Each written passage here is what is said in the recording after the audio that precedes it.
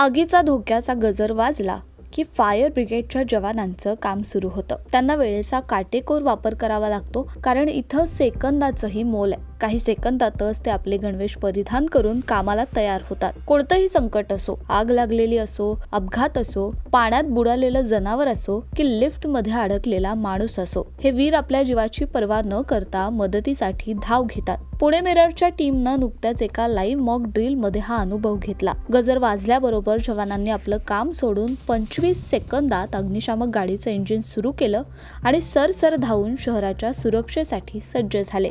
Fire ब्रिगेडची तत्परता म्हणजे फक्त सराव नाहीये, तर त्यांच्या जबाबदारीची खरी ओळख आहे. आपल्या शहरात जेव्हा संकट येतं तेव्हा हीच फायर ब्रिगेड आपल्या मदतीसाठी धावून येते.